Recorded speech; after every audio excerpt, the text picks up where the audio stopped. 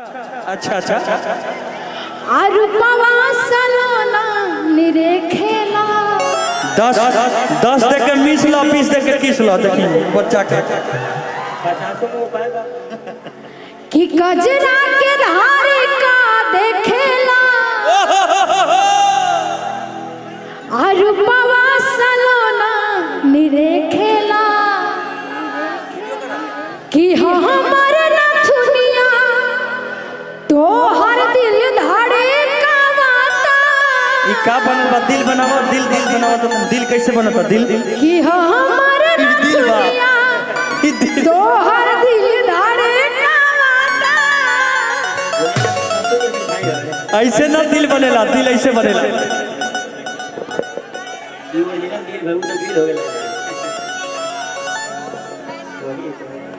कि दिल नहीं आप दूसरा हां ई दिल गड़बड़ बा ई बहुत बड़का दिल बा भाई तो दिल ना दिल हो गए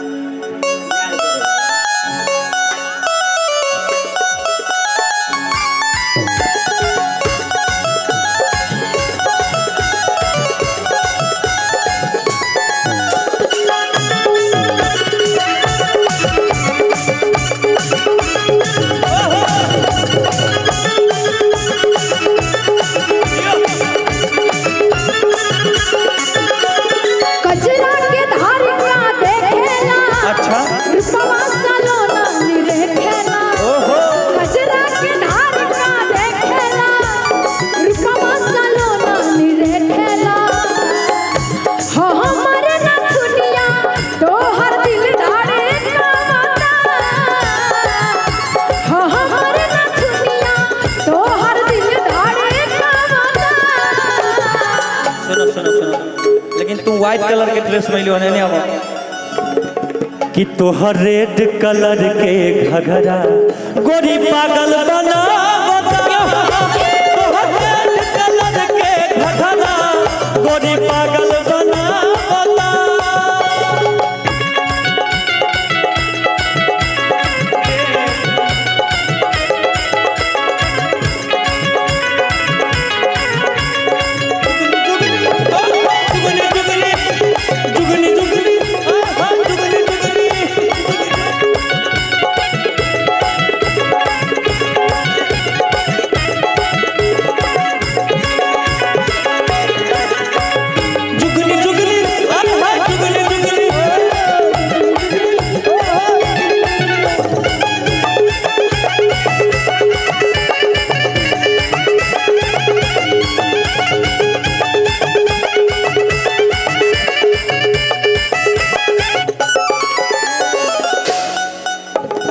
कि हमरा ओढ़नी अच्छा के हवा का तू सिंगार हो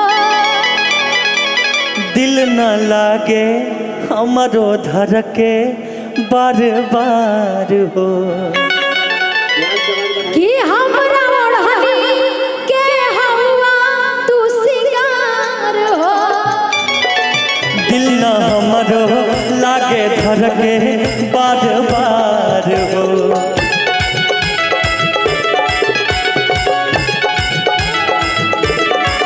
हमरा ओढ़नी के हवा तू सिंगार हो दिल न हमरो लागे धर के बार बार हो तोहरा बिना हमरा नाही दिलियो आवता तोहरा बिना हमरा नाही दिलियो आवता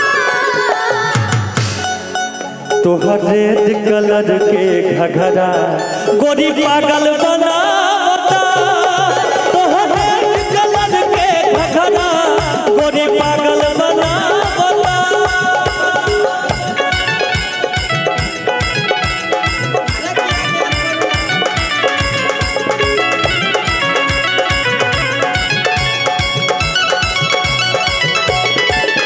आई गई में 4 दिन खातिर बाकी हल्फा मचा के गई आई गई में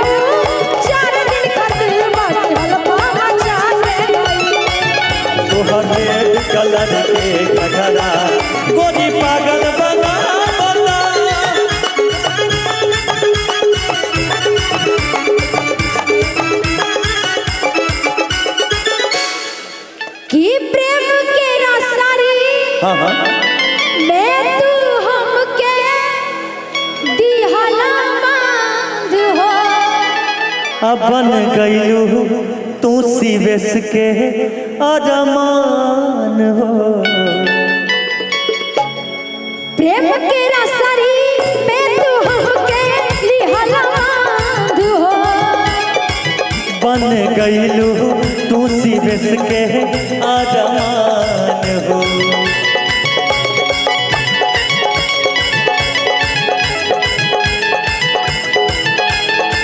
भाई के तरफ से आशीर्वाद। प्रेम के रसरी में तू हमके लिहला बांध हो। बन गईलू तू शिवेश के अरमान हो। इहे बात अर्जुन के मन बहाता। इहे बात अर्जुन के मन बहाता।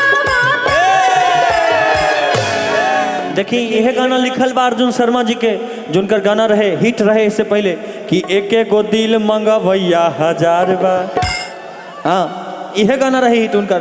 फिर वो गाना लिखले कि एक एक गो दिल मंगा भैया 1000 बा। एक एक गो दिल मंगा भैया 1000 बा। एगो तो चल गईले दोसर तैयार बा। एगो तो चल गईले दोसर तैयार बा। एक एक गो दिल मंगा भैया 1000 बा। एक एक गो दिल मंगा भैया 1000 बा। एक एक गो दिल मंगा भैया 1000 बा। कैसे कहता रही कि प्रेम के रसरी मैं तू हमके अच्छा दिहला बांध हो।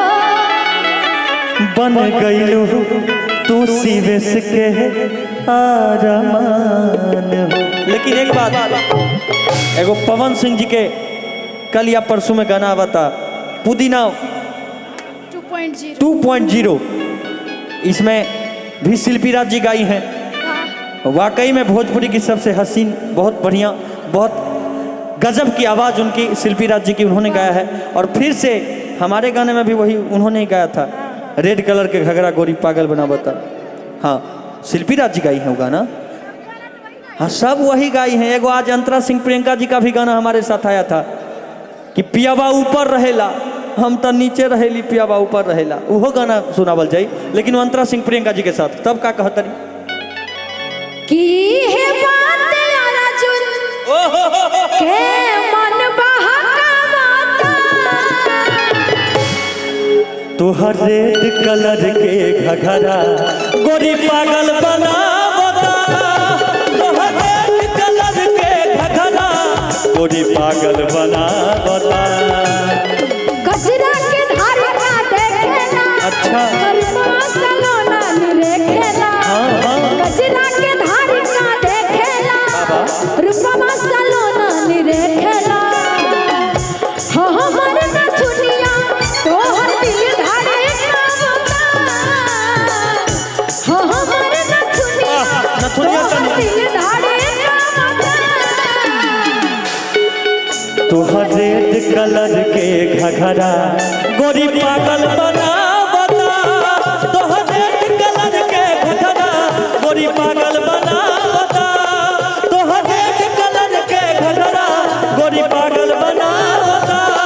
तोहर रेड कलर के घघरा गोरी पागल बनावता। तोहर ब्लू कलर के जिनसे हमके उल्लू बनावता। तोहर रेड कलर के घघरा गोरी पागल बनावता। तोहर रेड कलर के घघरा गोरी पागल बनावता। तोहर रेड कलर के घघरा गोरी झगड़ा करावता। रेड कलर के घघरा गोरी पागल बनावता। तोहर रेड कलर के घघरा